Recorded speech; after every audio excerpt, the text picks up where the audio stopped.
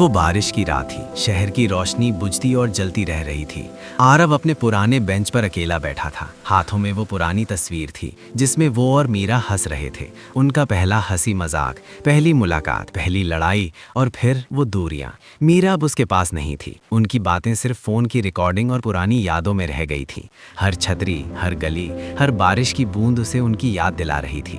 उसने कई बार कोशिश की, समझाने की, लौटाने की, पर शायद कुछ रिश्ते बस यादों तक ही रह जाते हैं। आरव ने फोटो को गौर से देखा। मीरा की मुस्कान अब भी उसकी धड़कनों में बस गई थी। वो मुस्कुराती थी, लेकिन वो जानते थे कि उनकी दुनिया अब अलग हो चुकी है। उसने तस्वीर धीरे से अपनी छाती से लगा ली। वो जानता था कि प्यार खत्म नहीं हुआ, सिर्फ दूरियां बढ़ गईं। अब बस यादें ही रह गई थीं। वो खामोश बारिश में खड़ा रहा और आंखों में आंसू, दिल में मीरा की याद और हाथ में वो तस्वीर। हर शाम वो छत पर कपड़े फैलाने आता था। शहर नीचे शोर करता रहता, पर छत पर एक अलग सी खामोशी होती।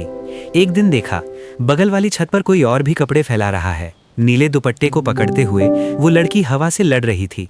नजरें मिली, पहले झिझक, फिर हल्की सी मुस्कान। बात नहीं हुई, पर उस दिन हवा कुछ ज्यादा देर तक रुकी रही। फिर रोज वही वक्त, कभी कपड़े उड़कर उसकी छत पर आ जाते, कभी उसकी टी शर्ट वहां चली जाती। कपड़ों के बहाने दोनों छतों के बीच बातें होने लगी। नाम पूछे गए, काम की बातें हुई, फिर सपनों की। शहर नीचे भागता रहा और दो छतों के बीच एक छोटा सा रिश्ता बनता गया। एक शाम छत खाली थी, नीला दुपट्टा नहीं दिखा। अगले दिन भी नहीं, फिर उसके बाद भी नहीं। पड़ोस से पता चला वो लोग मकान खाली कर गए। अब छत वही है, हवा वही है, कपड़े भी सूखते हैं, बस अब कोई दुपट्टा उड़कर उसकी छत तक नहीं आता।